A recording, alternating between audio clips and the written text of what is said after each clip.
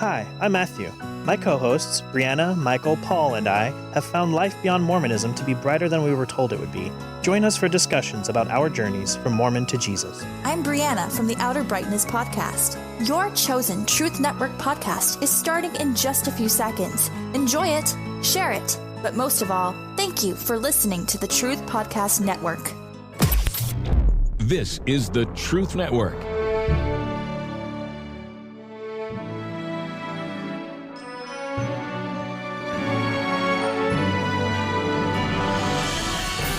And now time for Christian Car Guy Theater, with today's episode, A Plymouth Progress, Episode 13.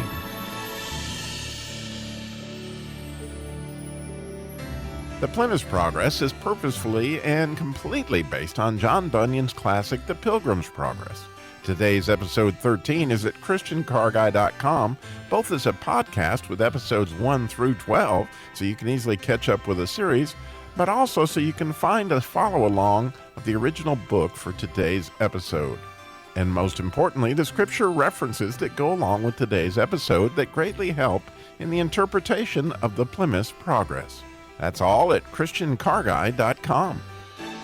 Then Jimmy beheld in his dream that Plymouth Valiant, Fraser 4x4 Formalist, and Hupmobile Hypocrisy all went on till they came to the foot of the Hill of Difficulty, at the bottom of which was a spring. There were also in that same place 2 other ways besides that way.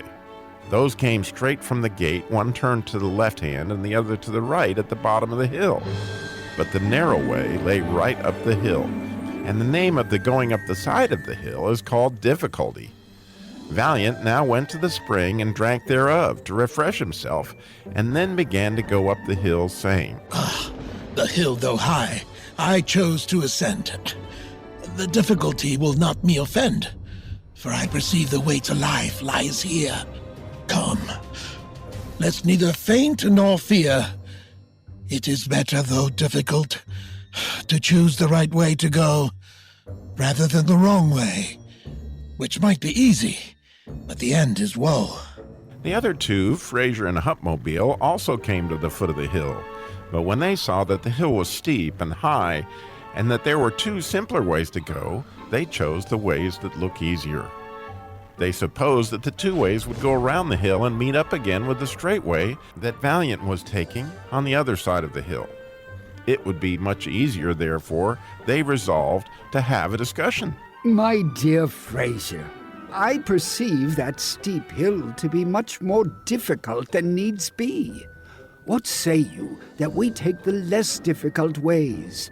I will go to the right, and you to the left, and we shall meet together on the other side.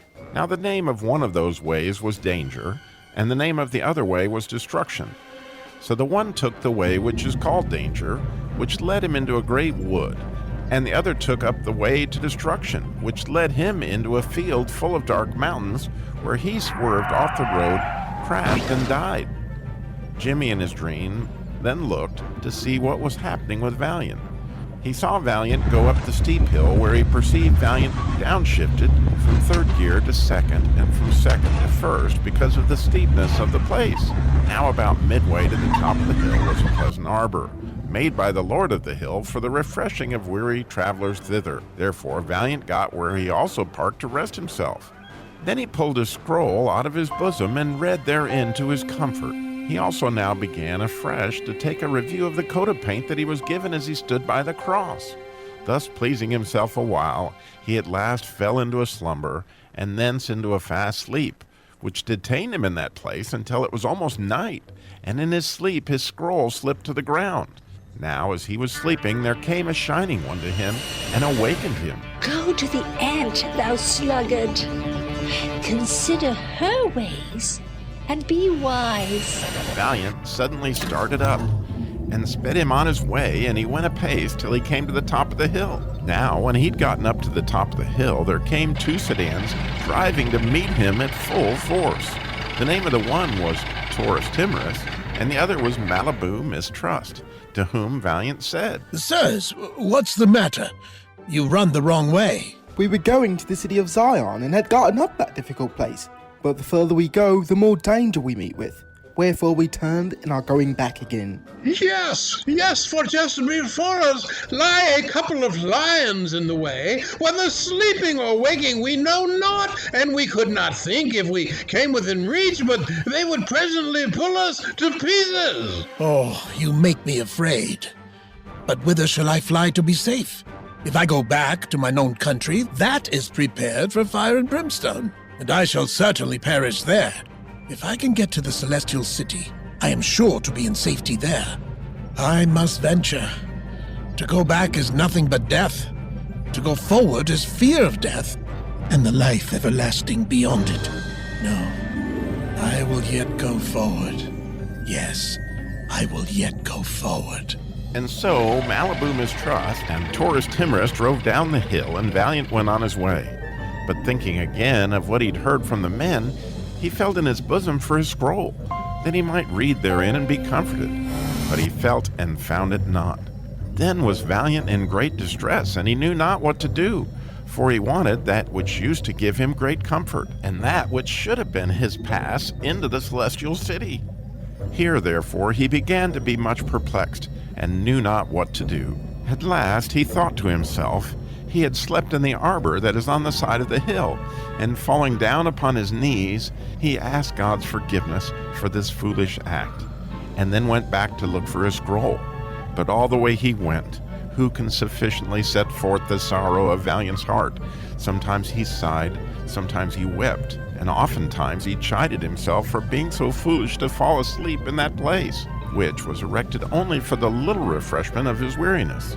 Thus, therefore, he went back, carefully looking on this side and on that, all the way as he went, hoping fervently that he might find his scroll, that had been his comfort so many times in his journey. He went thus till he came within sight of the arbor, where he sat and slept. But that sight renewed his sorrow the more, by bringing again even afresh his evil of sleeping into his mind. Thus, therefore, he now went on bewailing his sinful sleep. Oh, wretched man that I am, that I should sleep in the daytime, that I should sleep in the midst of difficulty, that I should indulge to the flesh, as to use that rest for ease to my flesh, which the Lord of the Hill hath erected only for the relief of the spirits of pilgrims. Oh, how many steps have I taken in vain? Thus it happened to Israel. For their sin, they were sent back again by the way of the Red Sea. And now I am made to tread those steps with sorrow, which I might have walked with delight, had it not been for this sinful sleep. How far might I have been on my way by this time? I am made to tread those steps 3 times over, which I needed not to have trod but once. Yea, now also I am like to be benighted, for the day is almost spent. Oh, that I had not slept. Now, by this time he had come to the arbor again, while for a while he sat down and wept, but at last, as Valiant would have it, looking sorrowfully down under the settle, there he espied his scroll, the which he, with trembling and haste, caught it up and put it into his bosom. But who can tell how joyful this man was when he'd gotten his scroll again? For this scroll was the assurance of his life and acceptance at the desired haven. Therefore he laid it up into his bosom, gave thanks to God for directing his eye to the place where it lay, and with joy and tears betook himself again to his journey. But oh, how nimbly now did he go up the rest of the hill! Yet before he got up, the sun went down upon Valiant, and this made him again recall the vanity of his sleeping to his remembrance, and thus he again began to condole with himself. Oh, thou sinful sleep! For that little rest I am now making my journey in the dark of night. I must walk without the sun. Darkness must cover the path of my tires, and I must hear the noise of the doleful creatures because of my sinful sleep. Now also he remembered the story that Malibu Mistrust and Taurus Timorous told him of how they were frightened by the sight of the lions. Oh, these beasts prowl in the night, looking for their prey, and if they should meet with me in the dark, how should I escape from them? How should I escape being torn in pieces by them? Thus Valiant went on his way. But while he was thus bewailing his unhappy circumstances, he lifted up his headlamps, and behold, there was a very stately palace before him, the name of which was Beautiful. and it stood just by the highway side. Now, here's Danny Dipstick and Randy Radiator to review today's episode. Randy, those boys that went left and right used to not tire of getting up hills. Yeah, Daddy. Those were the good years. See, Daddy, it's a Goodyear tire. See what I did there? Oh, boy. But seriously, Daddy, God's way is usually the narrow and uphill way. But those struggles make us stronger. And it sure helps if we have a testimony to pull out to remember how God came through for us. Valiant sure showed us the value of his testimony. Yeah, Daddy, he sure did. And you know what? I was thinking, did you know that Goodyear Tire's motto? Their motto is, they have Goodyear written all over them. So I was just thinking, maybe we should make sure our testimony is written all over us. Oh, boy. Okay, what do you call clothes for a car? A tire. See, Daddy, it's a tire, but it's two T's. Oh, boy, Daddy. Say goodbye, Daddy. See you later, Radio. You're listening to the Truth Network and truthnetwork.com. How come you're always such a fussy young man? Don't want no Captain Crunch, don't want no Raisin Bran. Well, don't you know that other kids are starving in Japan? So eat it, just eat it. Don't wanna argue, I don't wanna debate. Don't wanna hear about what kind of food you hate. You won't get no dessert till you clean off your plate. So eat it. Don't you tell me you're full, just eat it. Eat it. So today's Christian Car Guy show, Adam and Eve had an eating disorder. I don't know if you ever put that together. You might have heard Weird Al Yankovic there with his classic Just Eat It, which, you know, one of my favorite songs out there. But I don't know if you ever thought about it, but Adam and Eve, you know, the whole forbidden fruit thing, it was an eating disorder. And you know what? I think I have one too. So as I was processing all this, God had me on this plan this week. You may know that, you probably do know that most car salespeople struggle with this whole concept of lying, right? Of deceiving. What is deception? Or maybe salesmen in general have that stigma where a lot of people believe that we stretch the truth one way or the other, or what that exactly looks like. So, you know, what happened there with Adam and Eve becomes really significant, certainly in the car business, but I think for all of us in all our lives. So as I was processing what exactly was this lie that Satan told, if you just pinned it on him, was when he said, you will not surely die, right? And so that's pretty clear cut. So apparently what Eve had in mind at the time was, I'm not eating this because it will kill me. Now, I don't know about you, but I've felt that way about a donut or two. And I think Satan uses the same old, you know, it surely won't kill you.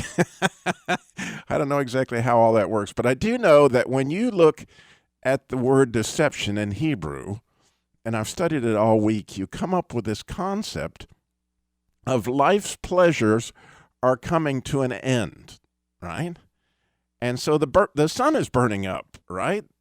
My car is wearing out. The kids are going to be leaving. They grow up too fast. You know, when I was selling cars, especially Buicks, I couldn't get over the fact that almost everybody that came in to buy a Buick, one of their terms would always be, this is going to be my last car.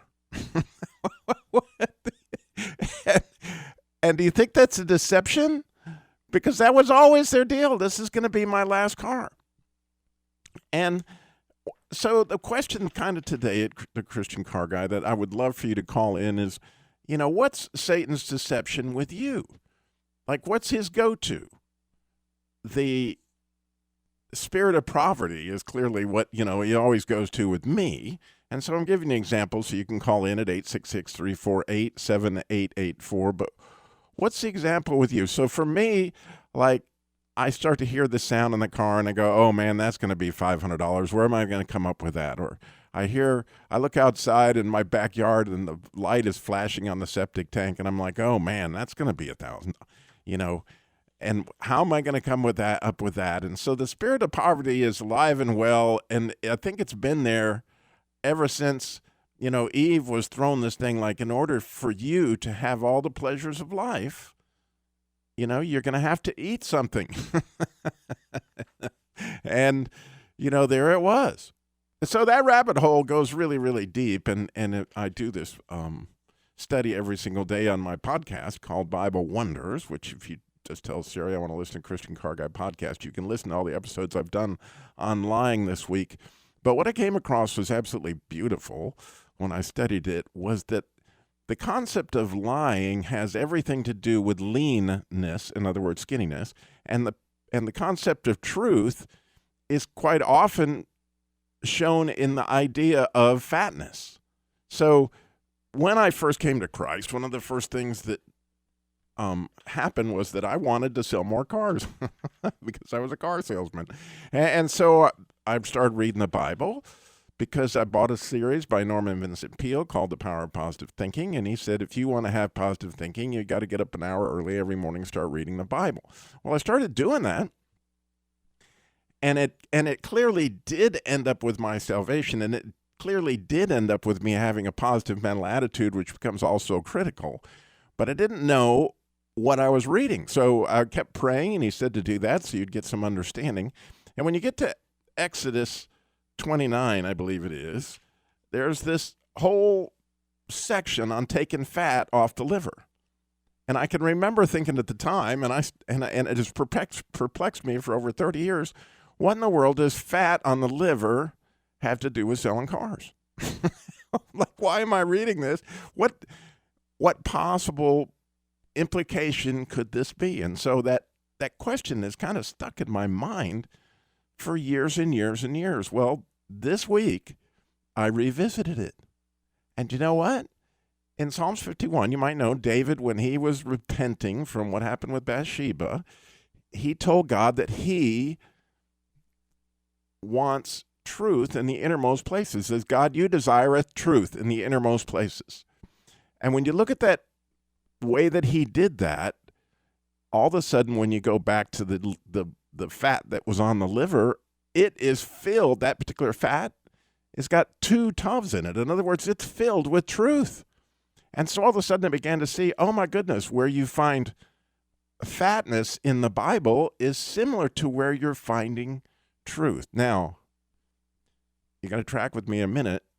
Jesus is the Word, and the Word is Jesus, right? In the beginning was the Word, and the Word was with God, and the Word was God. So Jesus is the Word, which means he is the truth, which means as you consume Jesus, guess what you get? Fat. See, you don't get skinny. You don't get lean, right?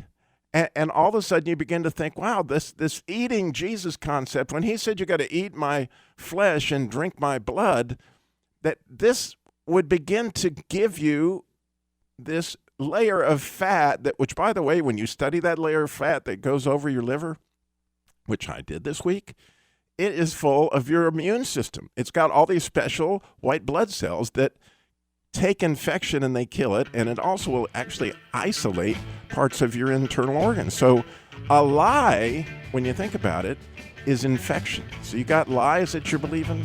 What's Satan's go-to with you? If you have the courage to call us, 866-348-7884, 866-34-TRUTH. So much more. Christian Car Guy Show coming at you.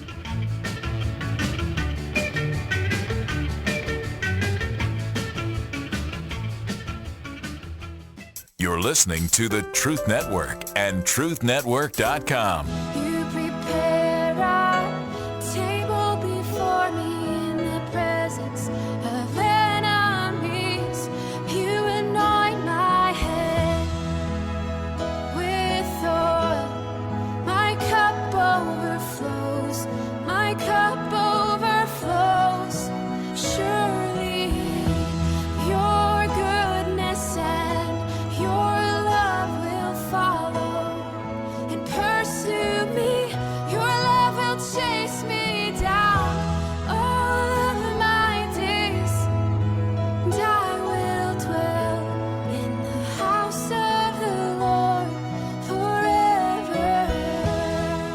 today's Christian Car Guys show, Adam and Eve had an eating disorder. And so do I. And I don't know if you ever noticed it before, and the reason I picked that particular song, I do love it, is, oh my goodness, the solution to my eating disorder, my personal one, is the 23rd Psalm. Right? He prepares a table before me in the presence of my enemies, right? He anoints me with oil, which, by the way, is fatness, which we were talking about. That word shemen in Hebrew has a lot to do with that. He anoints me with oil. And again, as I really think the whole idea of what was Eve tempted with, she was tempted with pleasures and desires that she wanted to fulfill that she didn't think she could get through God. So how exactly does all that work? We'll get to that, but I want you to think about what's Satan's go-to with you. What's the lie, right? Because God desires truth in our innermost parts. So when we all of a sudden think, oh, there's no way I'm going to get through this. There's no way I'm going to get through this radio show today. Then if I make an agreement with that, oh, I'm in trouble because, or I can take on the fatness, right? The fatness of, oh, Jesus is right here with me, even though I walk through the valley of the shadow of death. I will fear no evil, right? Because he's right here.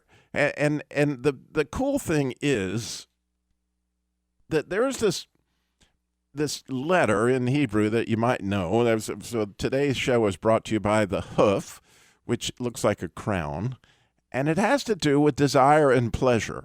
And so when Eve was being tempted, clearly you think about it, that, wow, there must be some pleasure that I haven't experienced because, I need to eat this apple. And so often we are tempted by that type of thing. So interestingly, in Hebrew, there's this phenomenal concept that they have. I think it's pronounced tenug, which has to do with these delights. And they again, they have to do with fatness, and they have to do with truth. And where you'll find it is in the Song of Solomon, in this love song. It says, how fair, how pleasant are thou, O love, for delights, explanation. I mean, like, this is a big deal. This is like huge. Well, once again, if you look inside that word, you know what you're going to find? Truth. You're going to find a tub. You're going to find fatness. You're going to find richness. It's right there. And if you look in the 109th Psalm, you're going to see where David's complaining that he's getting lean. And guess what? That word deceive is right in there again. So when you look for lies, it's making you skinny. And when you look at, I know this is going against your eating disorder, but I'm just telling you, when you look at truth, okay? And so as you think about this, what Norman Vincent Peale told me, start reading the Bible. What are you going to get when you read the Bible? You're going to get the truth. What are you going to get? You're going to get fat, right? You're going to have these antibodies to go up against those lies that come in that try to infect you. You're going to have a covering over your liver, right? What does the liver do? It cleans your blood. You need to be covered. Well, the truth, which is Jesus, by the way, and he is all those delights, and he is all those things. So I was just amazed as I saw through this, and I've started to think about the Jesus labor love, right? Here's car repair labor for single moms, widows, and families in crisis. And again, I'm so blessed to have so many volunteers that are helping me nowadays. All the cars that were given to us were taken off the lot here at the Truth Network by Terry, and Scott's making these phone calls. But I think about, all those phone calls I've made over the years, and here was this person in distress. And I think about what chaos was going on in their life. And when you think about the very first words that God said when he was going to create things, was, let there be light. And so all of a sudden this person is in this place where they don't know what to do. And my phone call, I don't mean it was me, but God telling me to call him, all of a sudden, oh, you're the Christian congregation, or oh, you're calling on behalf of God to help me. and it was like it brought light. You could hear everything relax. Now, sometimes they would think, oh, what is this, some kind of scheme or something? But as soon as I would say, can I pray with you, which is what I would do almost always right at the beginning, say, can we just pray about this? And I would just pray with people. So and I'd always thank God that they had the courage to call and ask for help, because as we talked about a few weeks ago, it's so blessed really to give, but it's a wonderful thing to receive, and it's a humble thing to receive. And so they would be so grateful that through the prayer I could hear truth coming in. You see, I could sense it, that they're like, God is on my side. God is going to come through for me. If you look at the end of the story, if you read the Bible, you see we win. I mean, it's all coming together. And the more you read and the more you study, the more you realize who Jesus is, and the more you realize the delights that are waiting for you, which again gives you this layer of fat, which, helps protect us from the cold and all these things that are coming our way. So what do you battle with, right? What's the agreement? What's the lie that you tend to fall for? I would really love to hear that, because you know why? If you'd have the courage to call in at 866-348-7884 and share yours, I'll bet you there's 100 people listening that have the same one. And you know what? You help them see and identify their agreement, and they help you pray for, your situation, which is, oh man, I'm not going to be able to make it through whatever it is you think you can't make it through right now. Or, one of the ones that, always gets to me is for my kids, right? Are they going to be right with them, kind of like Job? Are my kids right with God? And we're going to make sure that everybody's in heaven. Is he going to come through for this? And those things are constantly on my heart. And so, it's a neat thing. I'm doing an encouraging prayer later on today, where James Banks, my good friend who wrote Prayers for Prodigals, it's such a good episode, and I'm not going to spoil it all for you, but he does talk about this one part where you see these two lovers, across the field, and they finally see each other at the end of the movie, and they come running, right? They come running. And I don't know if you heard it, I hope you did, in that segment of the 23rd Psalm, where she said, you pursue me, you run after me. It's like the father in the prodigal son story, right? When he saw his son coming a long way off, even though the son was a slacker, right? Even though the son had done all this shenanigans, right? When he saw him coming a long way off, because he was what we call a Baal Teshuvah, a master of repentance, right? So when you turn from that lie, from that deception, whatever it may be, and you turn back to God and say, "No, what? I know you're going to meet this need. I know you're not going to give me anything I really need. And if I don't need it, then that's why you didn't give it to me." That kind of thing, that the Lord is my shepherd, I shall not want. So that idea of teshuvah, of repenting, brings God a place that's just unbelievable, where he comes running. He's been running the whole time, looking after, he's there throughout the whole thing. And so here's your opportunity. But again, in order to help us all see where we struggle along these lines, you got to have the courage to call in. And I'm hoping that, we're going to go to a break here in a minute, but somebody, please, 866-348-7884. As you can tell, I'm here by myself today. But think about it. This won't be the last car you buy. This won't be your last fishing trip. This won't be your last Christmas with grandma, okay? It's just not going to be. This is not. All these things are headed your way, and, let's not be deceived. Let's not fall into that agreement. We have to see this. And again, as we take in the Word, as we begin to study from, obviously, Genesis to Revelation, God is sharing a story that he can be trusted. He is going to meet delights way above anything that we could possibly imagine. So, again, I'm going to give that number one more time because I'm really looking forward to the call. The courageous person that's going to call in, 866-348-7884. We'll be right back. Well, if you ever plan to go to West, You're listening to the Truth Network and truthnetwork.com. You prepare a table before me in the presence of enemies. You anoint my head with oil. My cup overflows. My cup overflows. Surely your goodness and your love will follow and pursue me. Your love will chase me down all of my days, and I will dwell in the house of the Lord forever. Today's Christian Car Guy show, Adam and Eve had an eating disorder. And what all that implies. So, we are looking forward to your calls at 866-348-7884 and what Satan's go-to in your life. But I need to tell you that coming up at 1 o'clock on the Truth Network, we have Amy Cabo and The Cure.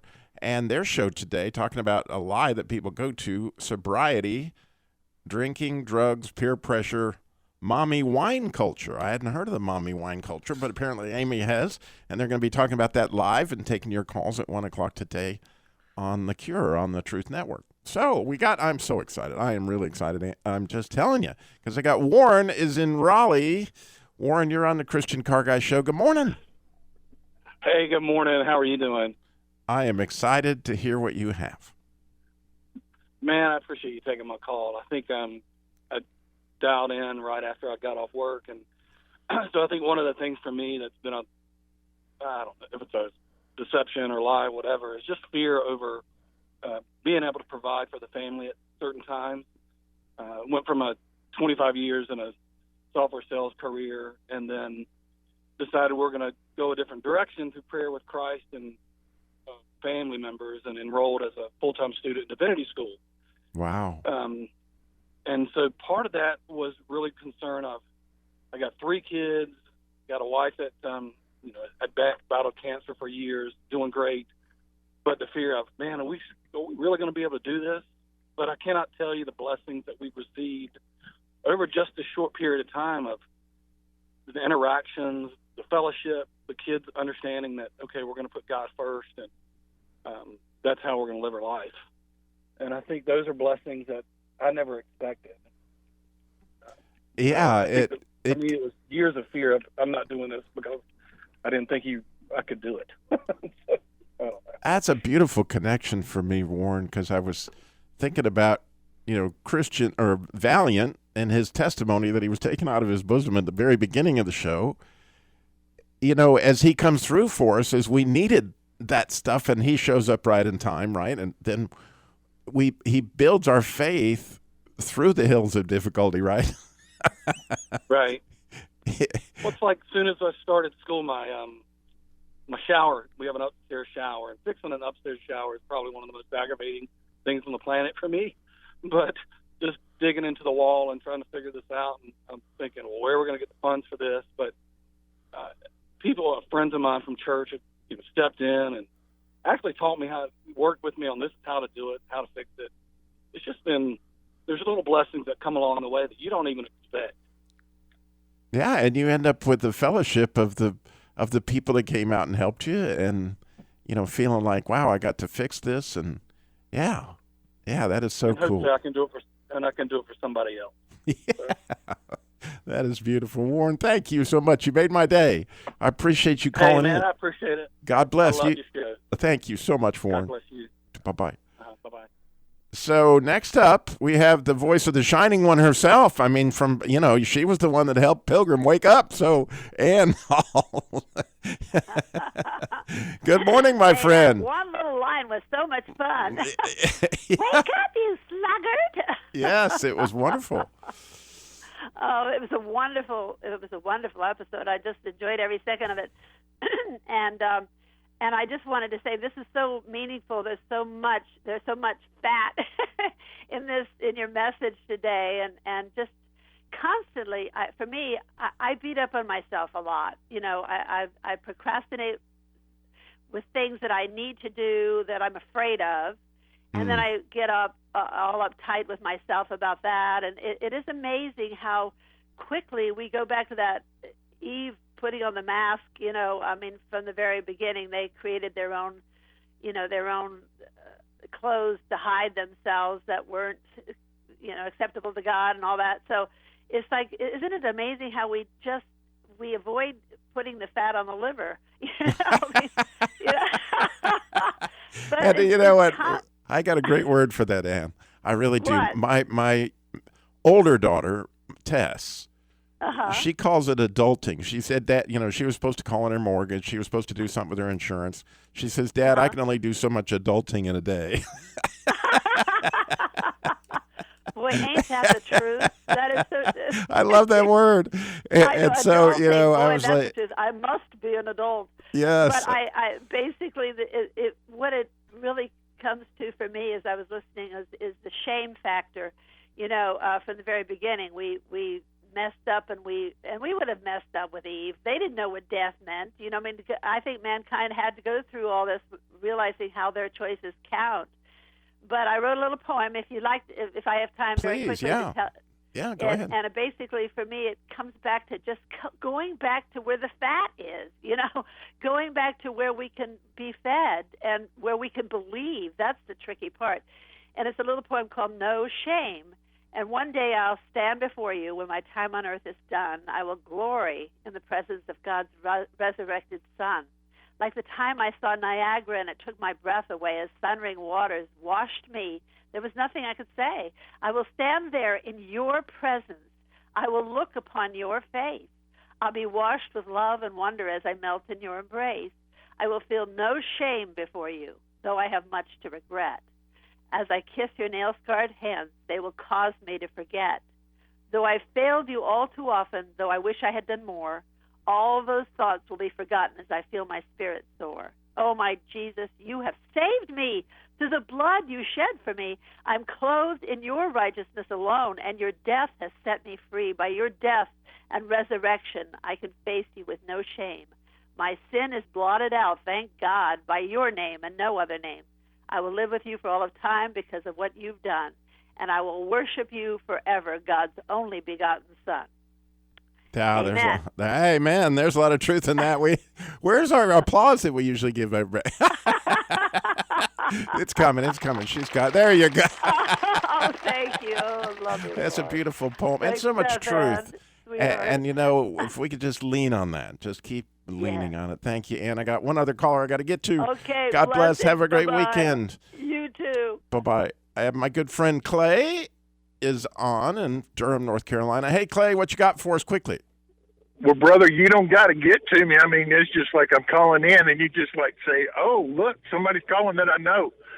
You're talking about this situation about what happened in the garden, and, with the deceiving. We've got to remember that was created by God, because that's exactly what happened. That's what he does. And it's like I have shared with many people, and I think I've shared it with you 2 or 3, maybe more times. Creation is so much more than the book of Genesis. But, yes, there is a catch to this. The interesting thing about it, the opposite of deceive is believe. And, there's so much deception out there and what is going on. But it's what you believe in your heart. And, it says in, your soul and everything else. Well, there we go. Clay, I hate to run out on you, but we're out of time. But thank you, my friend. I appreciate you calling in, and you're so right. It is what you believe. That's faith. And we need that fat on our bones. The only way we can get it is studying the Word. So, thank you so much for listening to the Christian Car Guy Show today. Remember, you can get more information at the podcast or at ChristianCarGuy.com. And as always, slow down. Jesus walked everywhere he went, got it all done in 33 years. Thank you for listening.